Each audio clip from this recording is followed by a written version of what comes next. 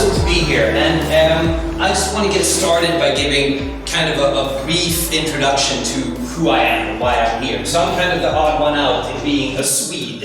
So I'm from Northern Europe, and I do a couple of things. So one thing I do is I run a company called Mestro, and it's a prop tech digital startup.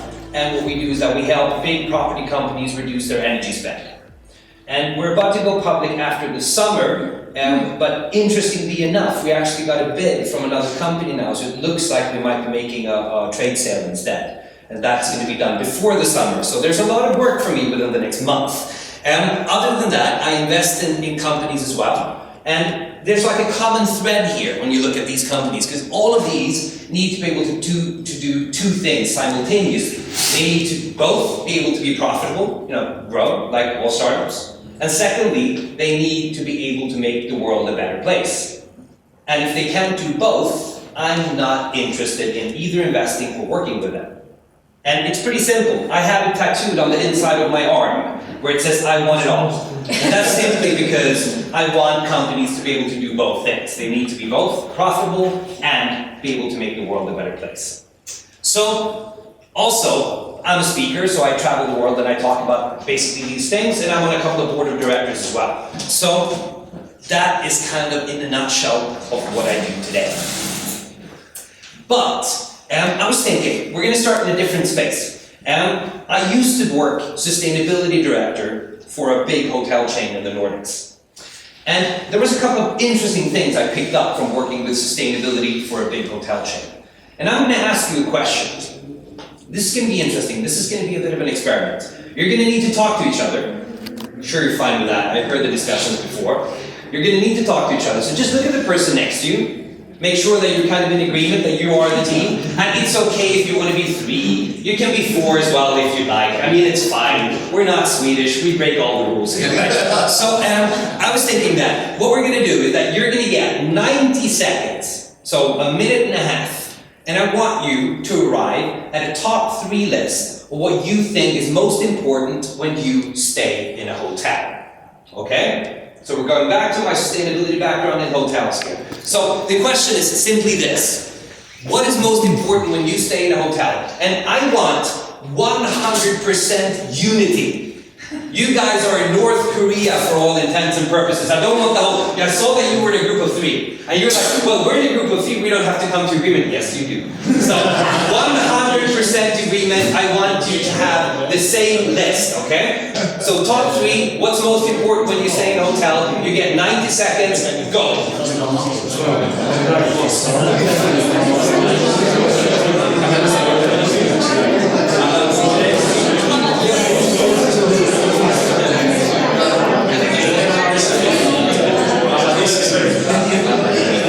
It's time.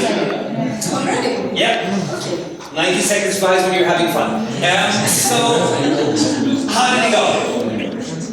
Was it easy? Yeah. Okay, you did arrive at the top 3.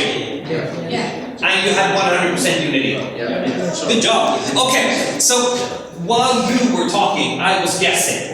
So if I were to get, the thing is, I've asked this question to thousands of people. So I have a fairly good idea. I can look at somebody and say, well, you're probably going to have this top 3. And I can look at somebody else and say, you're probably going to have this top 3. And by looking at you guys, I'm thinking that this is your top 3. I think you've said number 1 is bed, number 2 is breakfast, number 3 is service. How did I do? Almost. Whoever said almost, you're my friend. Alessandro, you're not my friend anymore. So, what did you have, Alessandro? We had like cleanliness. Okay, I'm just going to stop in there. Wait. How many of you guys had cleanliness on your list? For freak's sake, people. Okay. I've asked this question to thousands of people. And cleanliness has up until recently never been on the top 3. Really? What kind of hotels do you stay in? We need to raise up the stakes here, people. Okay, let's see. No hotels are dirty. Clean. Okay, sorry, Alessandro, I interrupted. Which 4 did you have? We had price. Oh, okay, of course. And comfort. And comfort. But, okay, comfort. Let's put that in. Okay, so when I ask enough people, certain things are going to come in. There's going to be Wi-Fi in here. Did you actually know that Wi-Fi is number one if you ask enough people? No. Yeah. If you ask enough people, Wi-Fi is number one. And then people say, now but Wi-Fi is the number one. You take Wi-Fi for granted. But then it's like, yeah, sure, but what if I would charge you 25 for Wi-Fi? Would you be fine with that? Most people wouldn't. How about location? I'm an architect, so I would say the experience. But it Experience. feels like I'm the only one. Who knows how many had experience? Oh, look at that. Oh, good guy. Okay.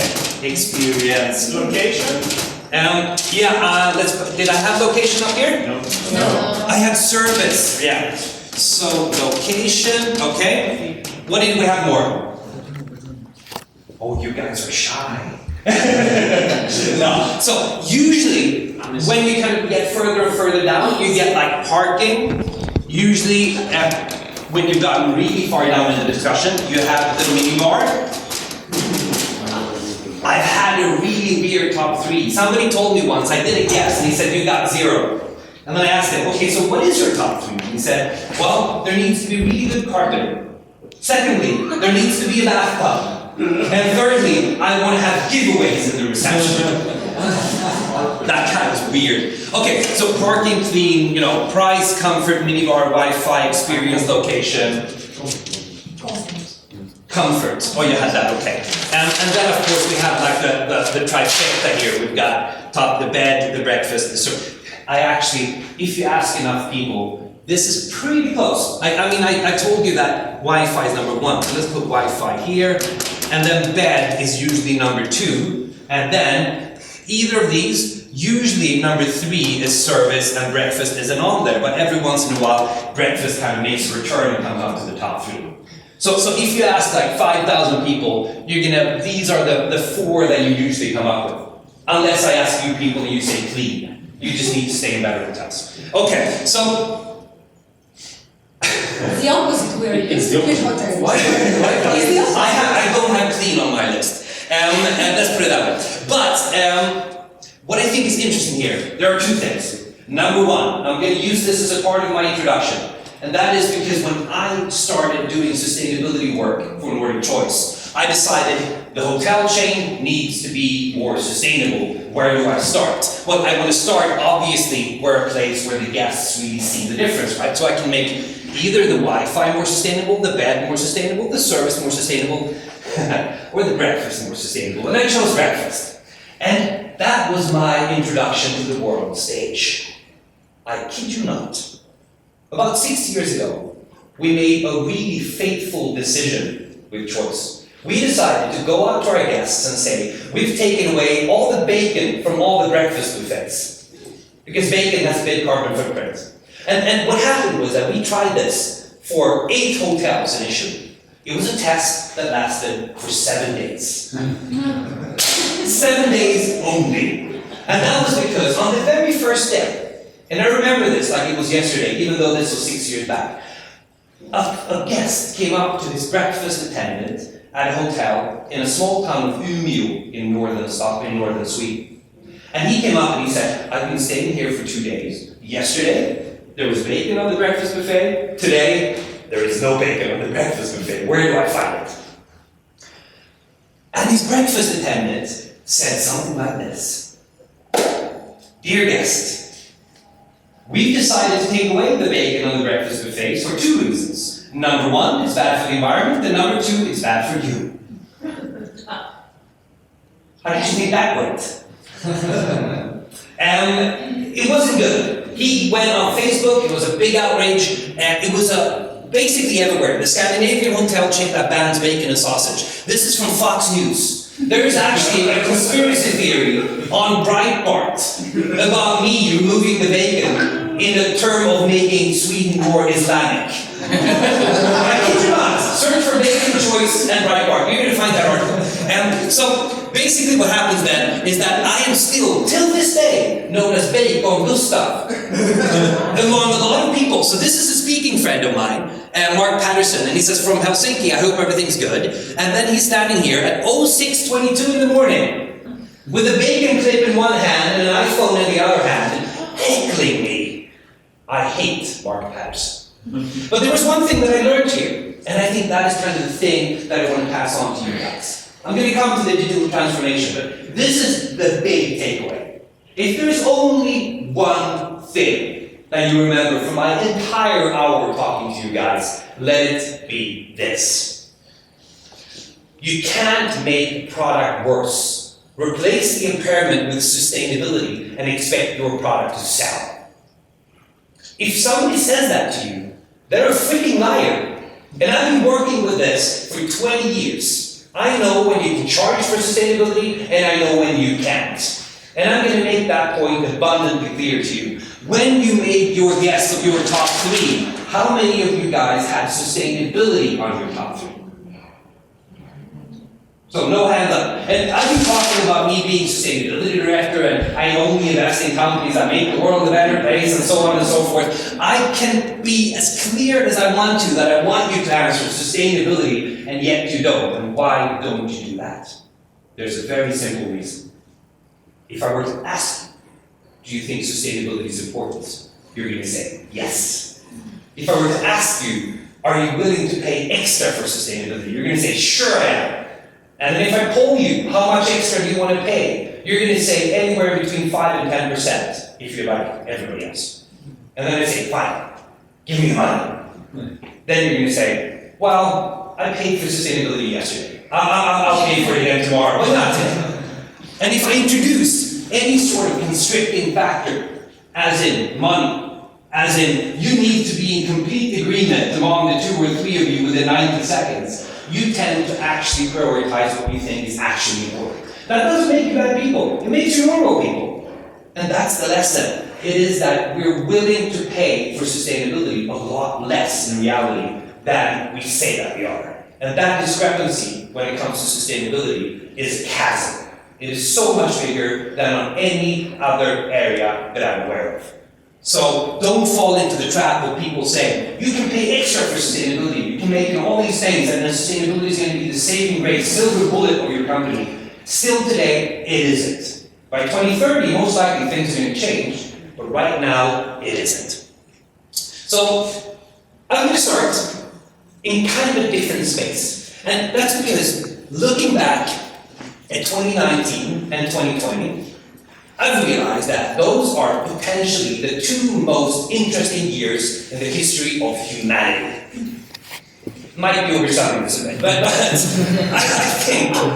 I'd say that they're pretty damn interesting, let's put it that way. Now we're going to start by 2019 and we're going to look at this guy. Look at this campaign poster. This is taken, from Appalachians. You've got Trump digs coal. He's been saying that he wants to bring coal back. And he wants to bring the coal workers of Appalachians back to work, and he's been subsidizing, he wanted to bring coal back. Let's look at how he did. If we were to look at the biggest carbon emissions reducer in 2019, which country would that be? And the answer is actually the US. No other country in the world reduced their carbon emissions in 2019 as much as the US did. So, the United States are the biggest ones. You have the European Union that's slightly bigger, but that's 200 million more people and a host of different nations. The US is number 1 in 2019 when it came to carbon emission reductions. In Number absolute 1. terms. Come again? In absolute terms. In absolute terms. In Would be cap, interesting they are close to number 1 as well. percentage. Yeah, but in percentage, they did the biggest decrease ever in 2019, so this is pre-COVID, and in cap, they are, if you take away kind of the smaller nations that are by cap are always going to be big, US is still at the top. And that's because even though Trump did his absolute best to say that I'm going to bring coal back, it was just cheaper with solar. A lot of times. So I mean, even with subsidies, he didn't really do all that well.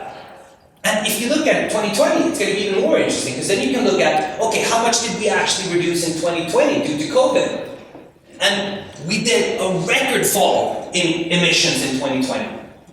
We've never ever in the history of humanity reduced emissions as much as we did in 2020. And how much was that reduction? Well, it was an amazing, absolutely great 7%. That was what we reduced with. But I don't know if you've heard of Agenda 2030, which is the UN's kind of sustainable development goals. they've said that, okay, in order to reach the goal that we need and keep global warming under 1.5 degrees or 2 degrees preferably, we need to reduce emissions by 70%, which means that kind of if you discount the whole, kind of interest on interest aspect, by 2030, we need to reduce emissions by 7% annually. So we need to have, a COVID-20 now in 2021, without COVID-19 letting go. And then the next year, we need another COVID without the 2 previous COVIDs letting go, and then so on and so forth. Imagine that.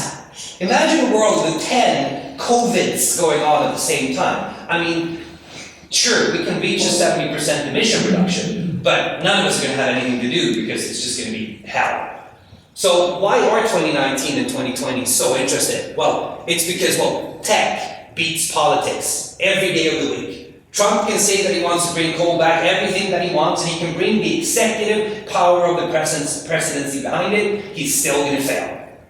Tech beats politics every day of the week. And secondly, we can't save our way out of a climate crisis. Anybody who says we need to stop eating meat, we need to stop flying, we need to stop doing everything that we like to do in our lives today, they don't know anything. You need to start doing things, you don't need to stop doing things. And that's why we are here. As companies, it's our mission to change the world. And if we can change the world more sustainably and we can make people's lives better, well, then obviously we're going to make a ton of money as well.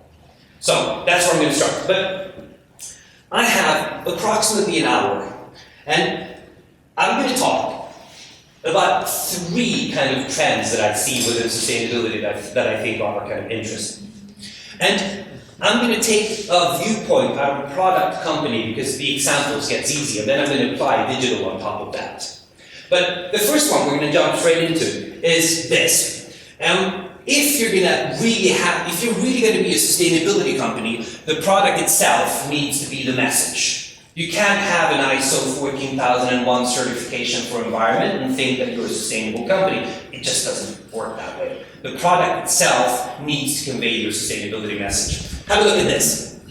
This is from Denmark, so it's not Sweden, but it's close. I don't know, Carlsberg, famous brand, right? Yes. Okay, beer. Everybody knows beer. So here you've got 3 different packages of Carlsberg. You've got the glass bottle, you've got the aluminum can, and you have the paper bottle. And this is kind of a joint venture in between a Danish, Dutch, and Swedish company where they do paper bottles. So when you're done with your beer, you can just basically take your paper bottle, you can throw it in nature if you like, and it's going to decompose. And this isn't like a Tetra Pak where it's, aluminum and plastic on the inside. This is 100% paper that has been modified with a fat atom to make sure that it becomes hydrophobic. And this, I've actually taken this video myself from a lab in Sweden where they developed this particular brand of paper, where you can see that they can spray water on top of this all day. It's not going to dilute, it's not going to decompose, it's going to be a viable container for any liquid that you want it to be.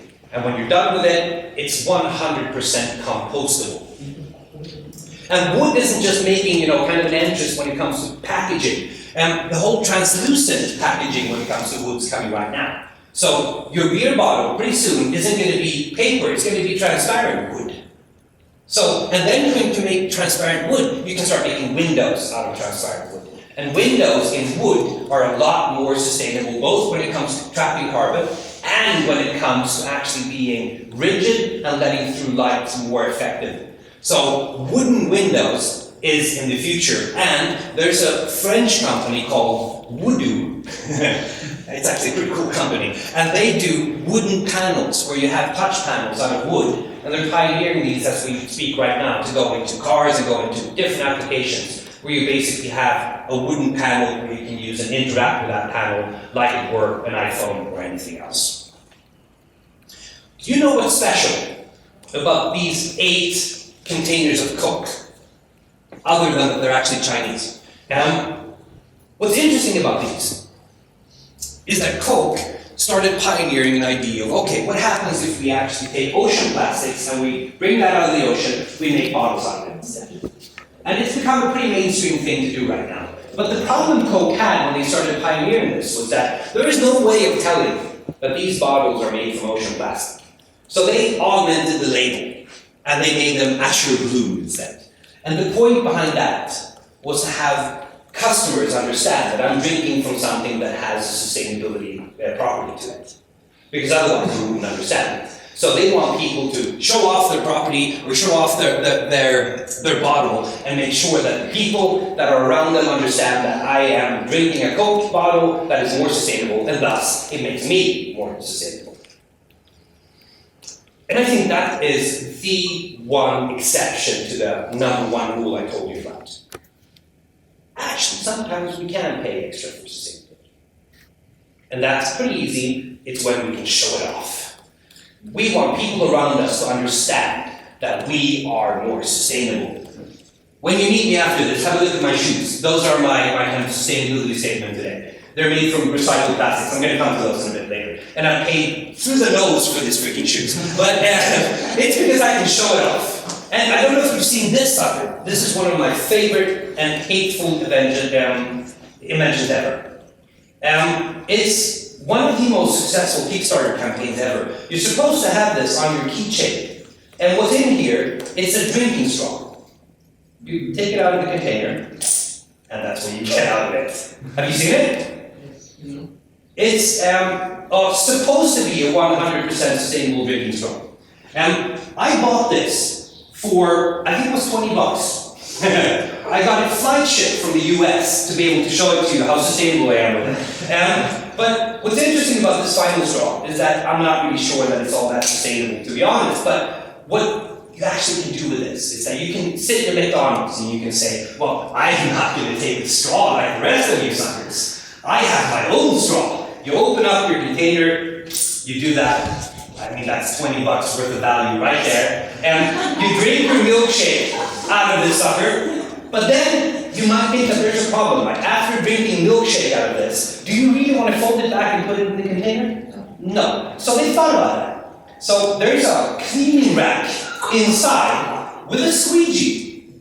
So this squeegee, you're supposed to run it through the straw, like so.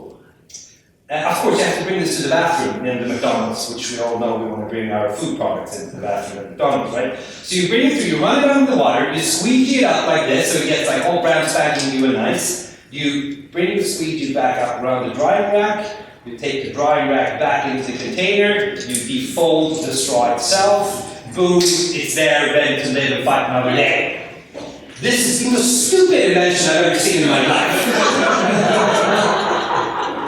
But they brought in, I think it was $1.8 million on Kickstarter. And that's because people want to show off their straw. They want to tell people, so I can show this to you, and I can make sure that I'm in the know, and I'm more sustainable than you are, and I'm going to pay extra for it. And I think that is a clear example of it.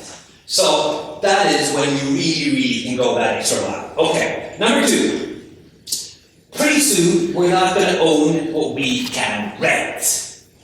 This is huge, and it's coming everywhere. And it's coming to places where you might not have thought that it's coming quite yet. And I'm going to exemplify it by this. This is yet another EV. It's made in the UK. It's called Unity. It's a 2-seater. It has a range of next to nothing. You can tell that I'm not really selling this car, I'm sorry. It has a range of approximately, 20 miles? No, 200 miles perhaps. But it's a 2-seater, fairly regular EV. They want to have approximately $25,000 US for this vehicle if you buy it. They've actually tried selling it so you get an iPhone to go with it. They haven't done well. And there's a basic reason behind this. It's because this car is 100% made for people that want inner city mobility. It's a 2-seater. It doesn't have a long range. If you want to listen to the radio whilst riding, you're going to lose 10% of the range. I mean, if you want to have the AC on or anything like that, it's just not really a very good implementation. So, if you're living in a city, you're not going to want to buy a car. And if you're going to buy a car, you're never going to want to buy this car, because it sucks. So, I mean, if you live in a city, why wouldn't you rent something? I mean, this is something that's available all across the Nordics for 50 cents per minute. You get access to a fully electric Renault Zoe. a better car by all accounts. And you can park it anywhere you want. You don't have to worry about insurance. You don't have to worry about changing the tires. It's just, easy. You have an app, you book it, you drive it, you open it in the app. I mean, it's available everywhere. And if you don't have a driver's license, why don't you go for an electric tuk-tuk instead? This is a company that I was actually helping to fund, and it's also endorsed by somebody that we know. Look at how happy he is. Now he left because he just feels embarrassed about it. But look at how happy he is driving around in an electric tuk-tuk. With this, you can actually travel around for only 40 cents per meter. I mean, it's fairly attractive composition. You can actually, kind of... 40 cents per meter? Yeah. Meter. Mile. Meter or 40 cents is times 10. No, it's 40 cents per meter. That's very expensive, right? I have to do something with my currency conversions in my head. Let's put it this way. If you take a normal 2-kilometer trip, it's going to cost you about €5. Okay. So there you get the basic idea. So my meter conversions are off. But the whole idea behind this is that it's about half of an Uber. That's the general idea. And of course, we've all seen these suckers everywhere, haven't we? But I think this is an interesting thing. A lot of people are saying, when it comes to sustainability, that capitalism is the problem. Don't listen to those people, okay? Consumerism is the problem. And that's why I think, even in a couple of years going ahead, the definition of wealth would have changed from owning something to having access to something. And if you don't trust me, go right ahead. But there are several companies right now working on this very model. Let's just have a quick look. So, rentafriend.com, you can rent a friend. You have in the disclaimer, you have to say that this is not, you don't rent a friend. You rent a friend, you want to hang out with somebody. IKEA, you can rent office furniture, rent the luggage, you can rent luggage. Blinky in Poland, you can rent an electric scooter. Spotify, you rent your music. Beleko, you rent your furniture. IMO, your cars. In the US, bridesmaids for hire. I mean, imagine you're getting married. You look at your bridesmaids and you realize, these are not the bridesmaids that I want for my marriage.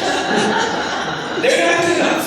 So you can rent, appropriate bridesmaids that you think better represent your lifestyle. Legos you can rent chicken, you can rent dogs, for God's sakes. I have a friend of mine. He's turning 50 and he's like, I want to have kids, but I think I'm getting too old, so I figured I'm just not going to have kids, but I want to have access to kids. So he figured that he was going to start that. He's like, I'm going to start an app where I can rent kids. So somebody can put up, their 2-year-old and their 5-year-old, and you figure I want to have them on Saturday, and somebody please take them from me. Then some other person can rent those kids, take them to, fairground or whatever, and then return them back 4 hours later when they grow tired. I think it's a pretty interesting idea. It wasn't designed many things. There are red husbands and red wives in fact.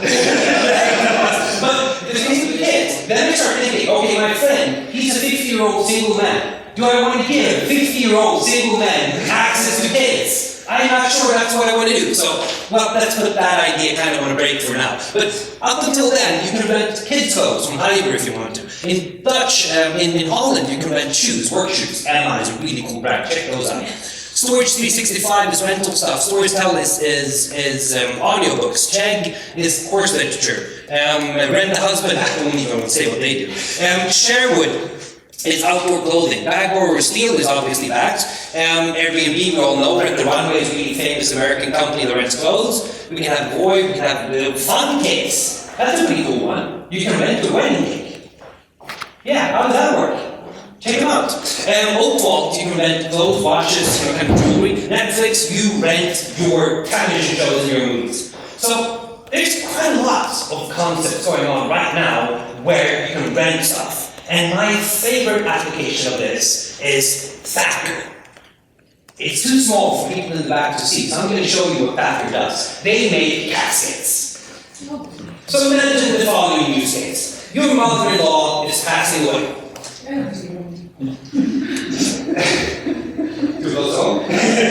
Mother-in-law is passing away. You like your mother-in-law, but you don't want to spend a lot of money on an expensive casket. So what do? You put mother-in-law in a cardboard box, and you slide the cardboard box into an expensive-looking rent-a-casket. And you can show her off to all your family and friends, and when you're done, you just tip the casket over, mother-in-law comes out, put her in the incinerator, you get a beautiful urn back, you haven't incinerated a really expensive coffin. Rent coffins. That's the same. It's sustainable and it's actually real. This is the commercial. And look at this. The remembrance line. Finally a casket manufacturer thinking outside the box. You gotta love an undertaking company with a sense of humor. And look at this. The most important cremation innovation since the match. You gotta love that. So this is an actual American company that is innovating in the undertaking space. And sure, I'm not sure that rented caskets are going to be the next huge thing. Maybe we should invest. I don't know. We have a friend that is actually entering this business. Okay? He's entering the luxury, customizable casket via internet business. Okay, but I mean, maybe you should rent a casket. And you know what's the second called? No. Stenbeck. It is. It's Stenbeck. It goes with the seat there, or It's. I feel that I'm losing the grasp of this. Okay. However, the point here isn't necessarily that rented caskets are going to be the next big thing. Maybe it is. But if you can rent a casket, what are we going to be able to rent next? And I think that is the takeaway from this. We are seeing so many different applications of rental businesses. And the interesting thing with rentals is that it needs to have a physical component, but what's as important is the tech component. Because the whole idea, if you're going to rent something, usually, past times, I own something, I send it to Thanos, it goes from my balance sheet to Thanos' balance sheet. The worst thing that now can happen is that Thanos gives it back. That sucks, because I've sold it to him, I don't want to see it ever again. What happens if you rent something? I mean, the whole basic idea is going to give it back to me. So you need to have a completely different idea of inventory management, of actually handling how things are, where they are. If Thanos has rented something from me, and then next Alessandro wants to rent it, why is he supposed to Thanos give it back to me so I give it to Alessandro? Then Thanos can just give it to Alessandro. All of a sudden, we have an entirely different logistical component to the whole idea of how we ship shit back and forward. So tech is an incredibly important portion of this. Okay, finally, all the business models that I think are going to be really viable are going to be circular. And I'm going to now go into my favorite kind of department of this, and these are the shoes. These are partly by the ocean Adidas sneakers, and they're made from, the tops are made from 100% recyclable plastic that has been fished out of the oceans. So it's mainly fish nets, and usually what goes into it is about 12 plastic bottles. So Adidas is basically saying, buy a pair of partly by the ocean sneakers, and you're going to help clean the oceans. Pretty cool concept, right? Because I mean, when we talk sustainability, at least in Sweden, where I'm from, we're kind of humble, and we say we want to make the world a little bit better. And I hate that. Of course, I want to make the world a lot better, and everybody should want to do that, but when you look at these shoes, you can say, okay, buy something, make the world a better place. Usually, the concept is, buy something, and we'll try to not screw the world up as much as we could have done 10 years ago. So, this is a completely different value proposition, and Adidas has gone further. They've made shoes that are available now. I think 2 months ago, these were commercially launched. They used to be called Futurecraft Loop, now they're called Made to be Remade. And it's a shoe that is 100% recyclable. It's made from one material alone. It's called TPU, thermopolyurethane plastic. And it is, everything down to shoelaces, inner soles, linings, everything is made from one material. And that's the problem. If you have a shoe that is made of different materials, it is not commercially viable to recycle it. So it needs to be 100% the same material. They sent these suckers out to, I think it was about 250 beta testers in New York. They got to run with them, return them back, and then they made a second generation shoe. And it needed to be a little bit darker because as they wore it forward, the fibers in the TPU got a little bit darker, and that's why the second generation one was blue. So, I have a friend of mine, he's a chef. And he decided to try this business model for himself, where he said that, I want to see if I can make a fine dining restaurant out of food waste. And this is something that's been tried all over the world, but my friend, he was one of the premier people doing this. So he decided that I'm going to make an 8-course dinner every evening from food waste. So he started partnering with 8 different grocery stores in his kind of near area. 8 different ones. And he got too much food waste. So he had to wither these down until there was only one left. So you only need to have one semi-large grocery store. Their food waste is more than enough to feed a fine dining establishment with food for free every other week, 8-course dinners. So I'm pretty sure everybody remember this, kind of scene from Terminator 2. And if you haven't seen it, you're not my friend anymore, I have to Arnold comes and he's basically saying, come with me if you want to live. Well, the whole circular business models are basically saying, come with me if you want to save the world.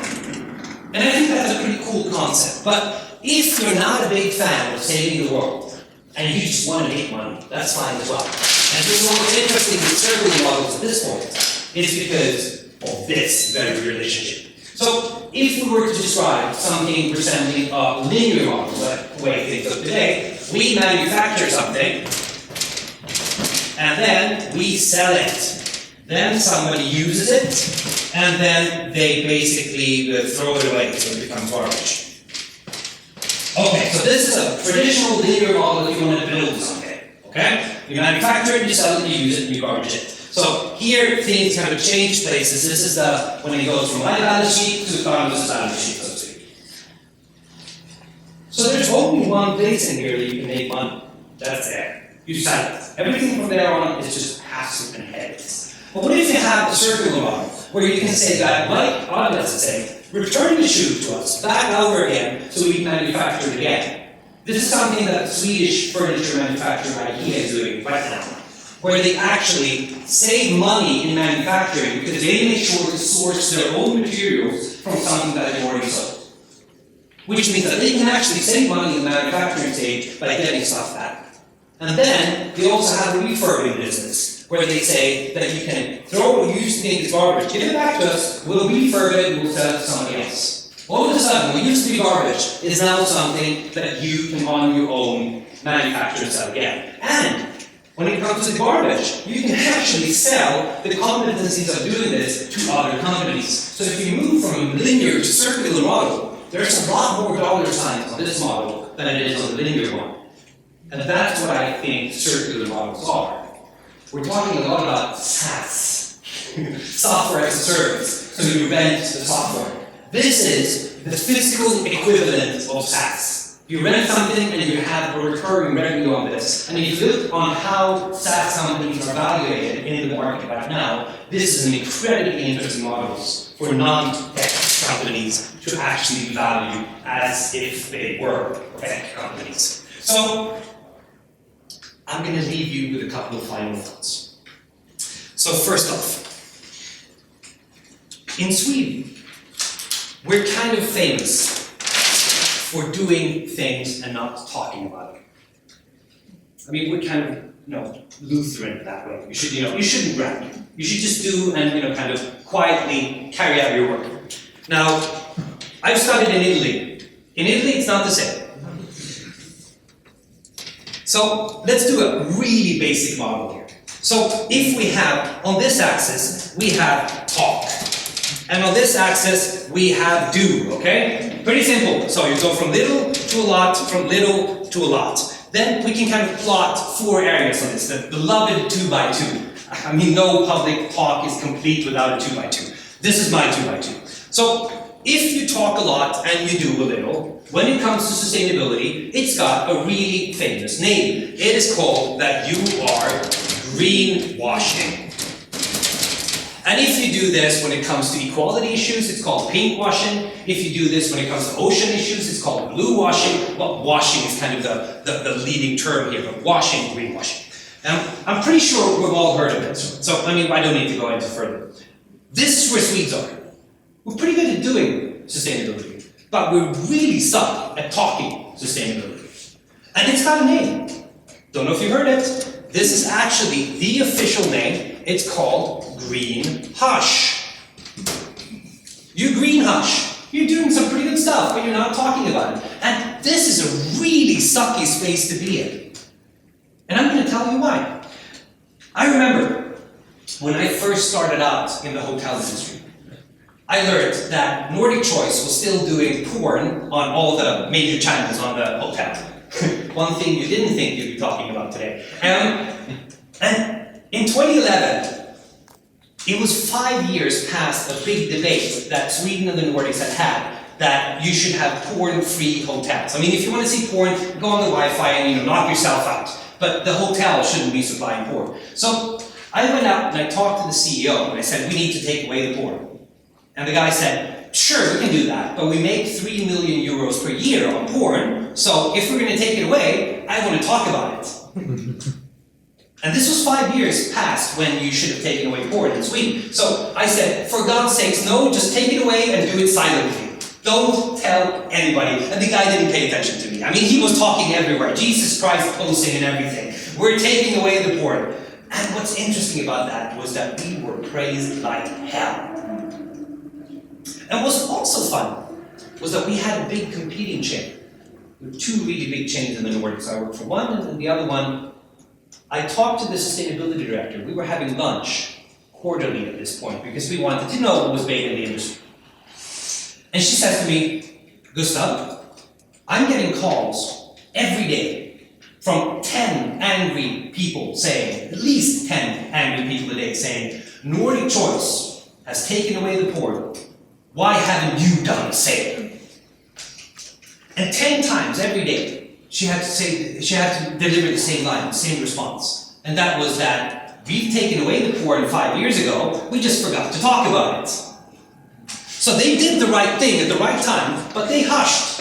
And what the problem was that when somebody actually started talking about it, they got bad will from doing the right thing, but not talking about it. So this is a really stupid space to be in. I mean, you want to be up here. These two don't actually have names. So I get to name them. Obviously, the person that comes up with a 2x2 names them. So down here, when you do a little and you talk a little, it's a really bad space to be in. Therefore, it's called green trash, right? Logical. So up here, what do we have here? And then if you talk a lot and you do a lot, I call it green cash. Boom! There you have it. Green wash, green hush, green trash, green cash. Makes sense, right? And green cash, that's where you want to be. Because you want to talk all the way and you want to do all the way. But we can actually make differences on this. If we think about it, if you feel that you want to talk sustainability, but you think, there's probably another company that does this better. I should be quiet until I know whether I'm better than them or not. Bad idea. You should talk immediately. Because the problem is, then you're in the green hushing space, right? And if we think about this, talk, is that easy or hard? Talking is pretty easy, right? So, doing, is it easy or hard? Doing is pretty hard. I mean, you need to make changes in your business model and everything. So, if you're doing the hard stuff and you're skipping the easy stuff, that is the definition of stupid. You guys are not stupid, which means that you don't want to skip the easy stuff. So you want to be on this side of the model every day, even if you think greenwashing is bad. Well, yeah, it is, if you only talk and never do. But if you start talking, lay out an idea of where this company is going, people are going to believe it, then you need to start doing. So whatever you do, start with the easy stuff and make sure that you don't do the hard stuff and skip over the easy stuff. Okay, I have a huge problem. And that problem is that as soon as I stop talking, you're going to start forgetting everything I said. And if the one thing that you remember is Bacon Gustav, I'm going to freaking kill you. So, it's basically going to look like this. This stage, about half is gone. And then, it's going to be Sunday, another half, then it's going to be Monday, Tuesday, Wednesday, Thursday, Friday. I have one more, right? How many times can you fold a piece of paper? 7, right? So it should be 7 days, right? There we go. 7. This is what I have left. This is what I've got to work with. And this is what you're going to remember. So, this is not going to be Bacon Gustav. It's going to be this. Number 1, what was the one thing that I told you? If you remember one thing from my time on stage, let it be this. It was the whole, you can't make a product worse, replace the impairment with sustainability and expect your product to sell. Right? So that is number 1. If you remember just that one thing, boom, I'm happy, okay? If you want to be a little bit better, and you perhaps want to remember this much instead, I'd like to leave you with maybe 2 or 3 ideas. So the first one would be, okay, is my company both better and more sustainable than the competition? So you need to do both, remember? I want it all. So the whole idea is, okay, can I both deliver a better product and can I both be more sustainable? And if you can do both, you've got a really compelling business model. If you can't do both, you don't. And if you think, well, it's just too hard. I mean, we haven't really come that far. I call that lazy product development. You're never to a customer going to say, well, I didn't really develop my product this far, so you're just going to have to make do with whatever I came up with. You're never going to say that. So don't say that when it comes to sustainability. So it needs to be better and more sustainable. Well, second, okay, how can I make a product the sustainability message so that I can help the customers show it off? And if you don't have a product component, that's fine. How do you make your brand to be the product? So by associating with your brand, a customer, a consumer, whatever your customer is, can say, I'm associating with Mbriyo. And Mbriyo is a really good company when it comes to sustainability. I'm associating with Grapevine. Oh God, they are really good when it comes to sustainability. How can I associate myself with a product or a brand that makes the customers want to show it off? How do you do your final straw? Okay, thirdly, well, access is coming, and it's coming pretty fast. I mean, rent-a-coffins, who thought that that would become a thing? How is that going to affect our model? Because for sure, it is. So if you remember these 3 things, I think you've done pretty well by yourself. And then, finally then, if you want to think about something final, purpose.